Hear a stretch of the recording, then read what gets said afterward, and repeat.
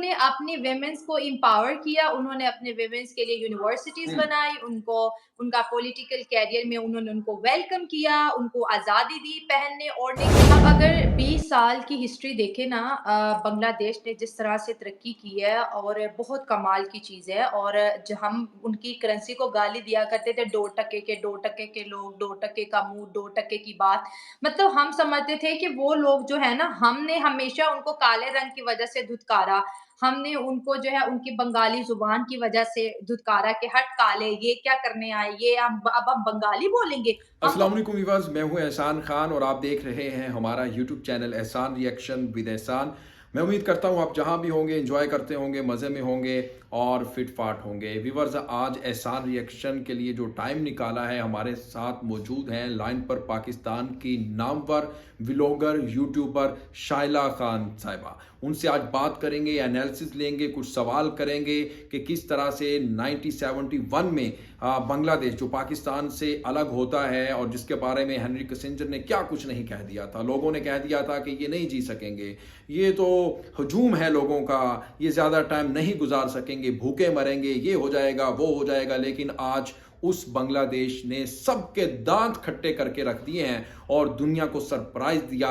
जिस तरह से स्पेशली मैं अक्सर कहा करता हूं कि बड़े बड़े उसने प्रोजेक्ट्स कंप्लीट किए। रिसेंटली लास्ट ईयर में उसने पद्मा ब्रिज जैसा एक बड़ा माइलस्टोन अचीव किया। उसके बाद वो लगातार लगे हुए हैं और बड़े बड़े मेगा प्रोजेक्ट्स के इफ्तिताह हो रही हैं। लेकिन हम आज पूछेंगे शाइला खान से कि क्या वजह है कि बांग्लादेश इतनी ज्यादा तरक्की कर गया और पाकिस्तान इतना पीछे क्यों रहा है, मेन वजह क्या है। तो आइए बढ़ते हैं शाइला खान की तरफ। Thank you so much for inviting me on your show. Thank you, बहुत अच्छा लगा। एहसन भाई, इसकी एक बहुत बड़ी वजह है और अगर देखा जाए ना तो ये कोई ऐसी भी चीज़ नहीं है जिसको हम समझ नहीं सकेंगे।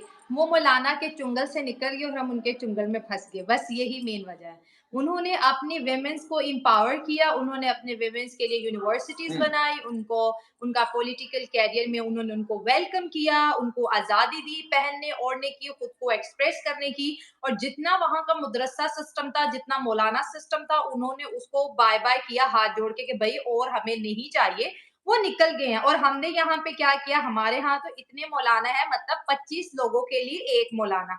इतने मौलाना को आप लोग कैसे एडजस्ट करोगे? यही वजह है कि हम फँस चुके हैं। आप अच्छा, यकी आप ये कहना चाहती हैं कि बांग्लादेश ने पॉलिटिक्स में रिलीजन को नहीं आने दिया। यस, राइट, यही कह रही हूँ मैं। ठीक। अच्छा, यही मैं कह रही हूँ। और क्या वजह समझती हैं?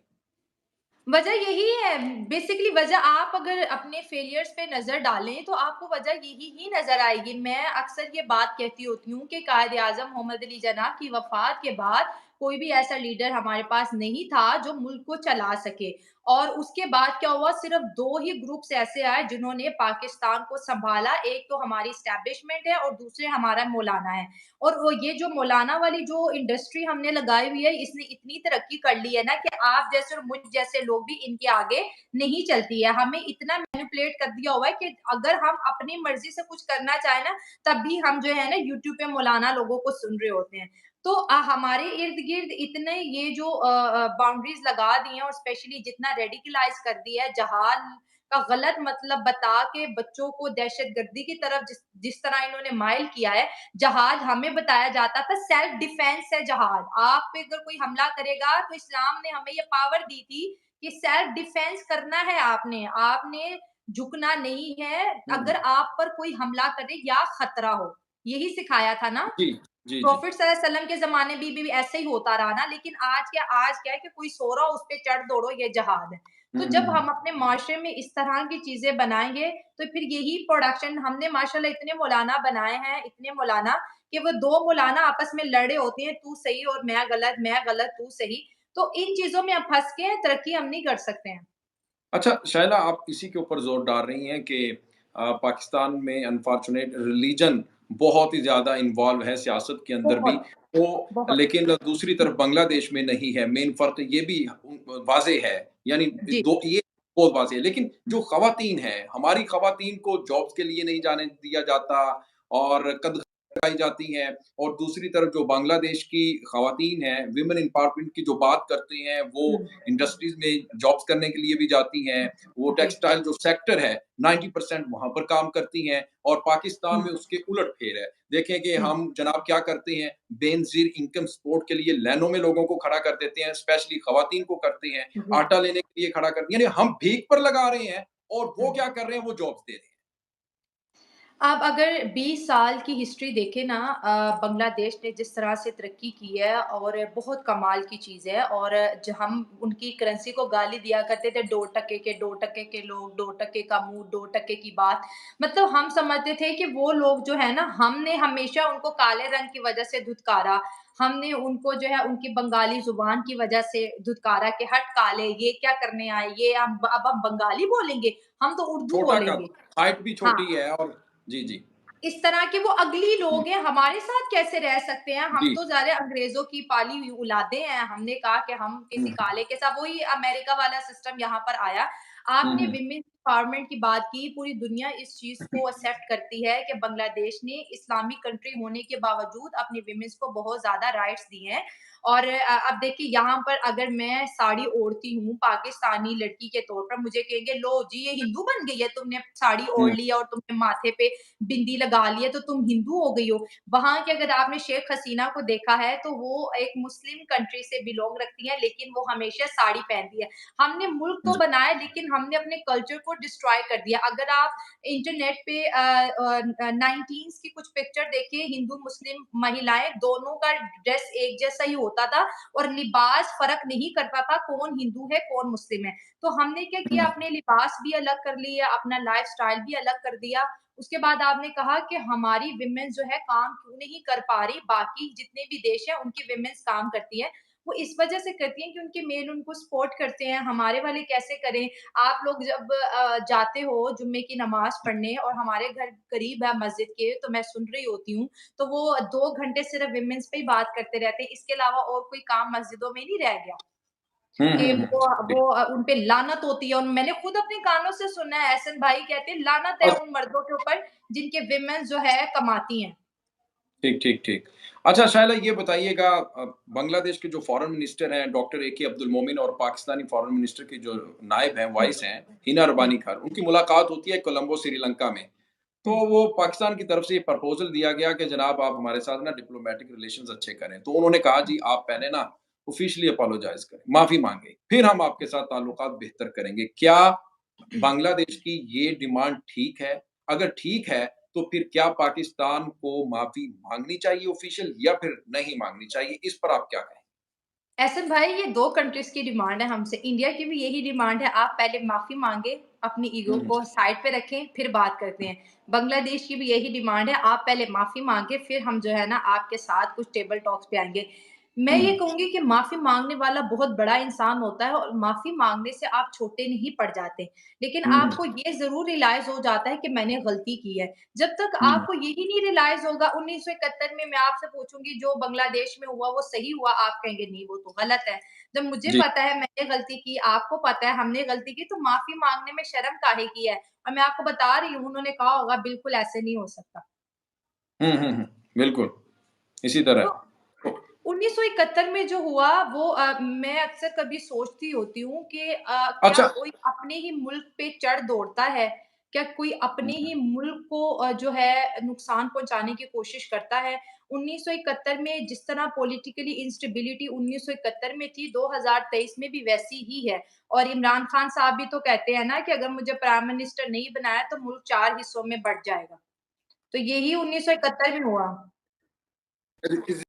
या शेख जी, मुजीबुर रहमान के मैंडेट को भी नहीं, आज इमरान खान के मैंडेट को भी नहीं माना जा रहा। लेकिन जी। मैं आपसे सवाल करता हूँ 1971 के बारे में ही। जनरल हुँ, बाजवा ने अपनी लास्ट स्पीच में कहा था कि ये पॉलिटिकल फेलियर था, मिलिट्री हुँ, फेलियर नहीं था स्कूल के ढाका जो बांग्लादेश हुँ, पाकिस्तान से अलग हुआ है। तो आप हुँ। इससे कितना इत्तेफाक रखती हैं जनरल बाजवा की इस स्टेट? क्योंकि अगर हम जनरल बाजवा की बात करें या अभी जब जनरल आसिम मुनीर की बात करें, आर्मी का हमेशा से ये बयानिया रहा है कि हमारा सियासत से कोई ताल्लुक नहीं है और उन्होंने इस चीज़ को जी, बहुत बार क्लियर भी किया है और 1971 में भी उन्होंने यही बताया कि ये एक सियासी पे, क्योंकि आपको पता है बहुत से पिक्चर ट्विटर पे वायरल, 1971 का हाल तो बुक्स में उस तरह लिखा नहीं हुआ जिस तरह की रियलिटी थी। और आप भी जानते जी, हैं क्या लिखा गया किताबों में, मैं भी अच्छे से पढ़ के आई हूँ, 9-10 में पूरा चैप्टर है 1971 और बांग्लादेश जी, किस तरह बना।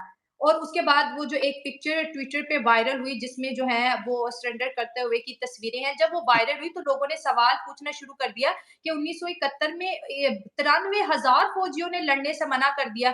तो इस पे बाजवा साहब ने बोला था कि हमने लड़ने से मना नहीं किया था, ये तो हुँ, पॉलिटिकल इंस्टेबिलिटी थी, हम तो लड़ना हुँ। चाहते थे, लेकिन क्या हुआ, जंग बगैर किसी एंड होने के हमने गिव अप कर दिया।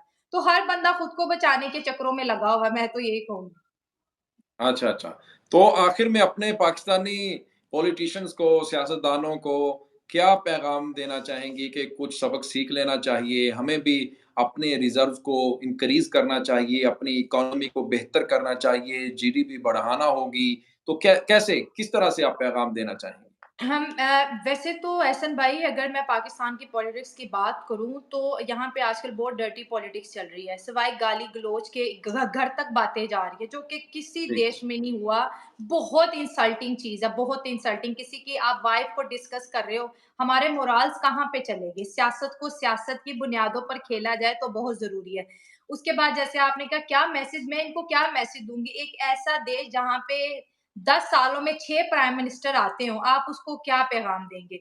और ये हुँ, जो सियासी जंग है, ये आपके और मेरे लिए नहीं है। अगर आपके और मेरे लिए होती, तो उसी दिन फ्री आटा डिस्ट्रीब्यूशन खत्म हो जाती, जिस दिन एक पहली बूढ़ी औरत ने लोगों के पाँव तले कुचलने से अपनी जान दी थी, उसी दिन बंद हो जाना चाहिए था।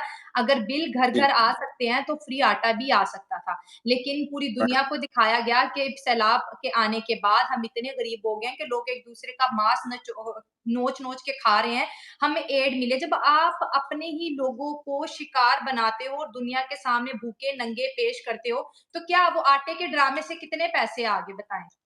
आए हुँ, कोई हुँ। नहीं। नहीं बल्कि जी, वो खुद ना को होने के और इन्होंने जो है दुनिया के सामने एक्सपोज़ किया, अपनी और तज़लील करवाई। तो मैं सियासतदानों को ये बोलूँगी, ये 1990 नहीं, ये 1980 नहीं है, 2023 है। एहसन भाई का एक यूट्यूब है, एक मेरा है, 2-4 इंडिया में होंगे, मीडिया है।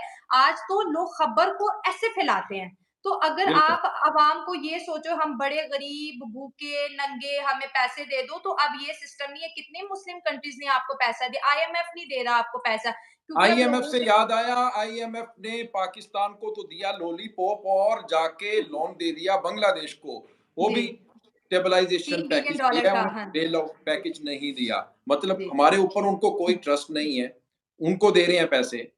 तो हुँ। ये देखिए ना कहाँ पर पहुँच गई है हमारी एहसन भाई, हुकूमत जो और 1 बिलियन या पॉलिसीज़। 1.5 अरब अरब डॉलर्स की जो बात हो रही जी। है, ये आपके और मेरे लिए नहीं है, ये उनके लिए। हुँ, हुँ। उन्होंने भाई अपने भाई फ्लैट खरीदने हैं, उन्होंने अपने बच्चों की फीसें देनी है, लग्ज़ूरियस उन्होंने गाड़ियाँ लेनी है। आपके और मेरा ये पहले भी तो आईएमएफ के पैकेज कितनी दफ़ा आए, आपको फ़ायदा हुआ? नहीं हुँ, हुआ। हुँ।